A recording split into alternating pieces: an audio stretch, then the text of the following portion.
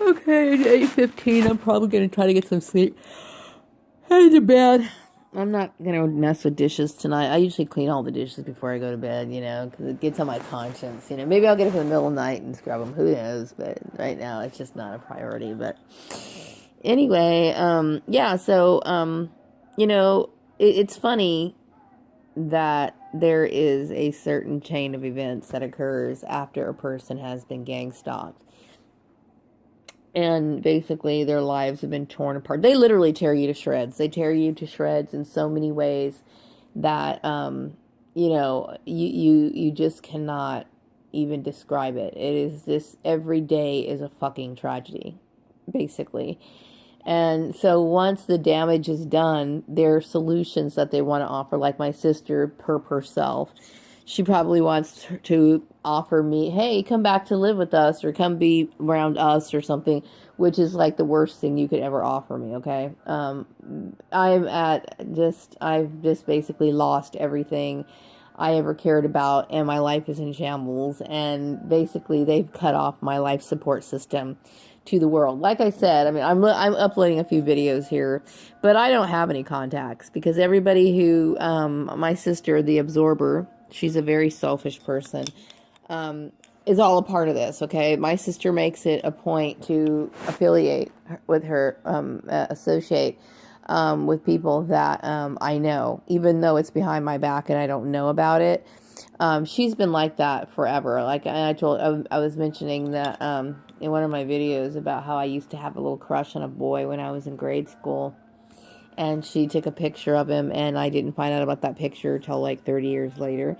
And then she creates drama on Facebook, and that literally tore my life apart. Okay, and withheld the information.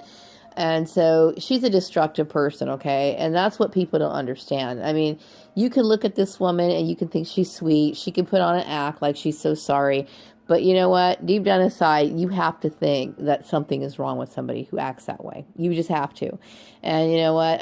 Just by the way she acts and then her behavior, I knew something wasn't right when I was at my mom's house, but it doesn't matter. I mean, right now I have to pick up the pieces. And the sad part is I'm left.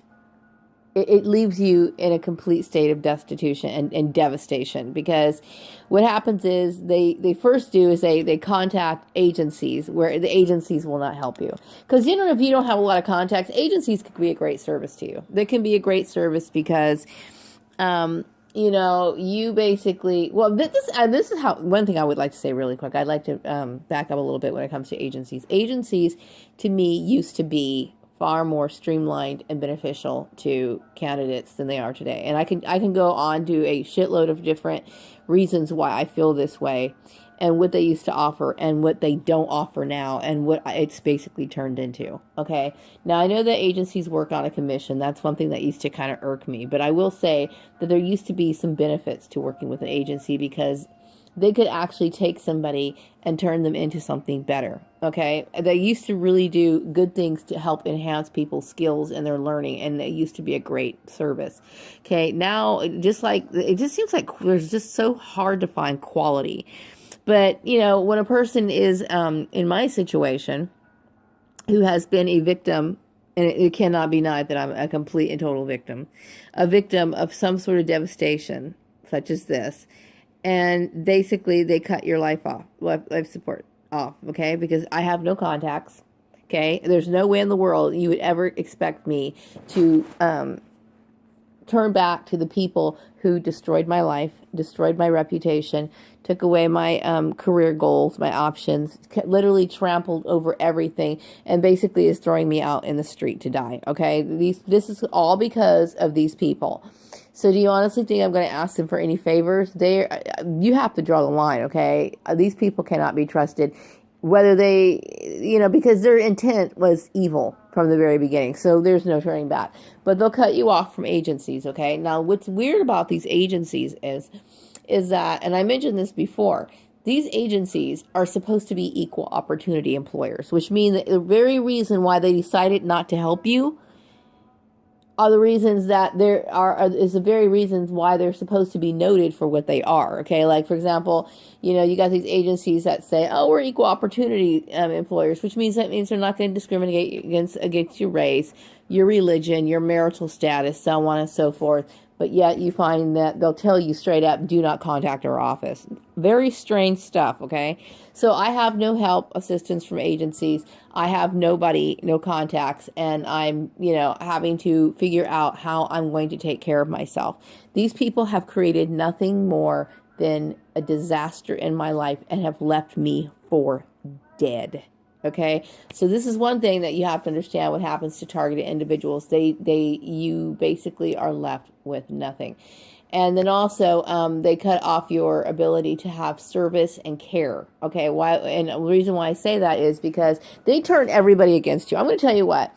People literally hated me for the longest time. Okay, not just in California, in every state. Okay, there were times I would deal with customer service agents over the telephone in different states, and I somehow sensed that they had something against me because Facebook is widespread, right? So it destroys your reputation. So let's just say, for example, I did end up in a homeless shelter. Do you think people are going to treat me kind there? Okay, there's people who've gotten desperate and ended up in prison or something like that. Maybe they got hungry and they stole a sandwich or something. I don't know. And there's people waiting for them there. Okay, so basically it turns people against you to where you are no longer safe.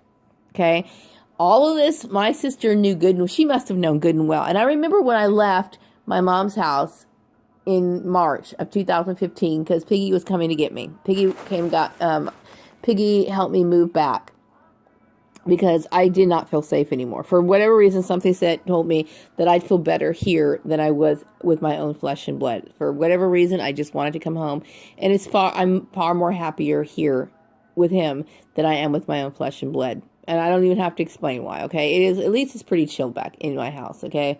I mean, whatever, between him and his mom, I don't really care. I'm just like, at least I feel safe, okay? But anyway, I remember, when I was saying goodbye to my mom, I don't know if they were crocodile tears or what, because I don't really know who these people are at this point. But, I for some reason, I kept thinking in the back of my mind, she must have known that something was seriously wrong, because I lost a job in Los Angeles with an agency. On a Sunday, I lost my job, on a Sunday, and they were gang stalking. They were hearing all this through, they were part of the surveillance team. Okay. They probably heard stuff in my bedroom, and they knew that I hated the job. So they cut my employment, right? Put me back in another state of shock. I had no income. I was panicking. I was upset, and I was running out of money. And so when the way my mom said goodbye to me, I could see like this look, and she had this worry in her eyes. Like my mother must have known that something bad, something was going on, but nobody bothered to tell me. Nobody bothered to tell me. My sister knew everybody hated my guts for shit she fucking started, and she didn't say a word. Okay, and then I remember calling my mom and asking her. To borrow some money because I had no money, right? And then my sister was basically being a bitch about that, Like, my sister, I'm going to tell you what, she can smile and she can sit here and the reason why, and if you associate with my sister and you think it's okay the way that she is, then you know what? You're no different than she is. You're evil. You're fucking plain out evil. Because someone like that doesn't deserve to fucking have friends and associates and stuff like that. Now, I'm going to tell you what. I'm a very sincere-hearted person. I don't believe in. I don't even like sitting down and having a meal with somebody who's not somebody that I feel like I can really bond with. I'm very picky about who I associate with, and rightfully so. I've been thinking, guys. In my life, to all the people that I considered my friends, I have always been very sincere, very caring, very trusting, and extremely giving. Okay, and I can honestly say that I've never had any friends that were turning true friendship. And my dad used to tell me, there is no such thing as friends. And I believe it. I've never had any true ones, okay? So people are fucking goddamn evil. So, I wonder how am I going to get out of this maze, okay? And I know it's going to be a lot of fucking work. I got a lot of fucking work to do. But I either sink or I swim, okay? Because my life is on the line. And these people are basically murderers. So, that's just pretty much the bare bottom line. And you can get shut out in the name of religion from an organization that claims to be an equal opportunity employer. We got problems, okay? We seriously do have problems. So wrapping up this video, have a wonderful evening.